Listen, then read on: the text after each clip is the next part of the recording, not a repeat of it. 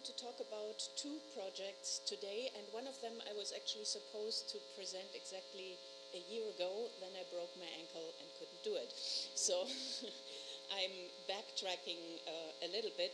So the first exhibition I'm going to talk about was called What Lies Beneath, and it opened in parallel with the Istanbul Biennial in 2015 and ran through the spring of last year. It was held at Borusan Contemporary, a weekend museum, and Borusan also has a significant collection of new media. When I was invited to do this exhibition in 2014, I was also faced with a conundrum. Europe was confronting its escalating migration crisis that was driven by war and persecution, which often left people stranded in societies. The gap between the rich and poor was rapidly increasing. Many nations struggled to attain democratic ideals, and ethnic and religious identity were frequently becoming intertwined with more and more violent conflict. At the same time, backtracking a little bit, if you remember 2014, the Turkish authorities already started arresting a lot of police and prosecutors that were supposedly affiliated with Gulen. There were elections in May, where the AKP, the Justice and Development Party, actually won. And in the fall of that year, that is Erdogan's party, of course, it would actually win for the first time the popular vote. In 2015, there was a lot of anticipation of June elections in which the Kurdish party had a chance to actually change the landscape. And in fact, the AKP lost its majority that summer. So what I was struggling with was how to engage with this really, really politically charged environment, do something meaningful in connection with the Istanbul Biennial, and at the same time be not overtly political and create trouble or alienate people. So What Lies Beneath strive to capture an atmosphere of disconnected realities, increasing alienation and decaying trust that resulted from factors that often lie beneath the surface of the visible. I chose through 3 room-size installations by Christoph Wediczko, Michal Rovner, and Simon that all in very different ways reflected on these situations. And while the conditions and forces beneath the surface all may create fear or similar emotions, there is enormous complexity to each and every one of them. So in the case of Michal Rovner's work, you have a reflection on relationships between time and space and their legibility. So from afar, if you know the work, it may look like hieroglyphic static marks. As you move closer to it, and I will show you a video, you realize that these are actually moving little people, a notation system of human figures in perpetual motion that reference both migration and the continuity of time. There are always enormous practical challenges with work like that. So the limestone on which broken time is projected could not fit due to its weight into the freight elevator of the gallery. So we have had to lift it by crane onto the balcony of the second floor and into the gallery. And there, in fact, were only 2 locations where it could have gone because it needed to sit on beams that supported it. So here in Broken Time, you have a disruption of time and at the same time a continuity of the human mark. And in this piece equally, you see people moving through a landscape that suggests even tree rings and an eternity of time. In Christoph Wediczko's Guests, which was originally shown at the 2009 Venice Biennale, you have a very concrete engagement with migration. What you see as blurry figures and silhouettes behind these windows are in fact immigrants going over tasks such as cleaning windows and telling their stories. All of these are actual immigrant stories, and Wediczko worked with the immigrant population here. And in the moon site-specific installation, 240 prepared DC motors, cardboard boxes, 60 by 20 by 20, which sounds very WYSIWYG. You, in fact, get, once again, a very complex system of forces where you are not sure what moves what, and I will show you a little bit of video about all of these pieces.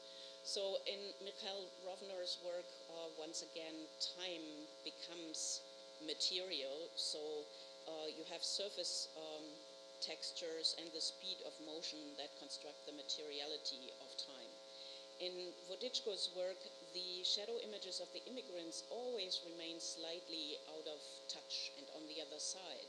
So on the one hand, he brings them into view and simultaneously suggests their social invisibility.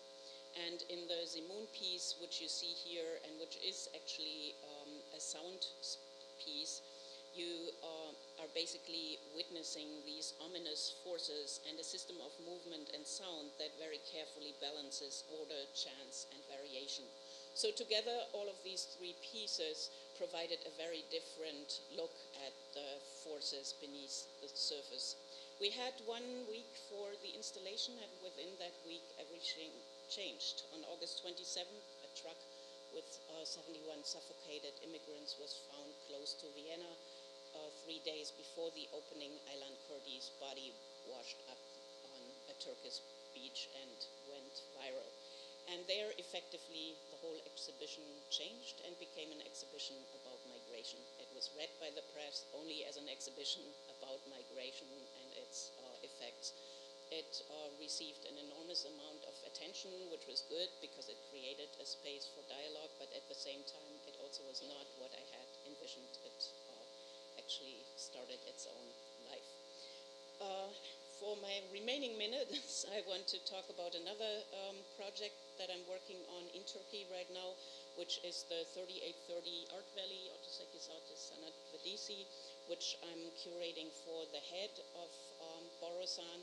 And it's a very different type of project in that it is an outdoor sculpture park that will feature mostly new media projects. This gives you an idea where the park is located in Tazlar in the middle of the country. It would become a destination where people on their way to the coast travel.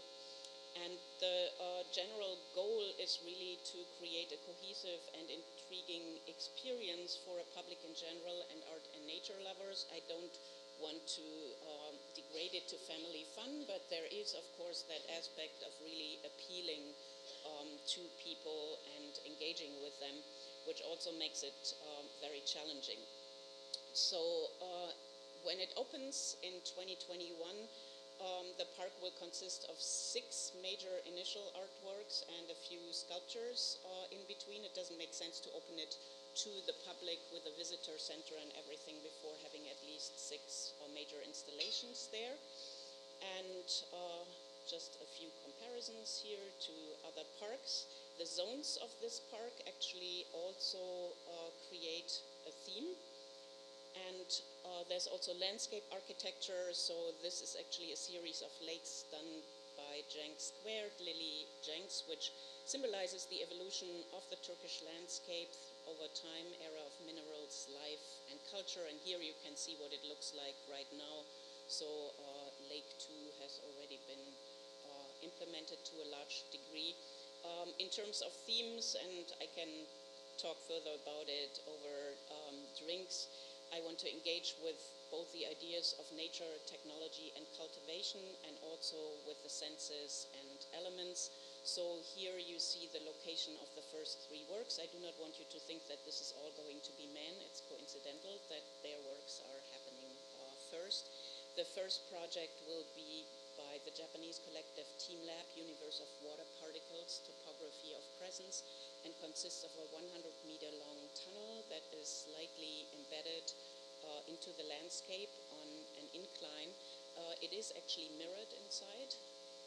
Before I show you the inside, and what is projected here is an artificial water landscape. The software is reactive, so as you are walking up the hill against the water, it will part around you. So this is in the vicinity also of the actual physical water landscape, just to give you an idea of the tech. And the second work is Irvin Radel's Ascension 64, and that is a two-story work embedded into a ridge, actually, so it has a downstairs and upstairs component and consists of these glass pipes with tennis balls and choreographed lights in it. So it is both a light and sound sculpture that can be choreographed in various patterns. There's a lot more to say about it. It is obviously a vast collaborative project. Dozens of people are working on it.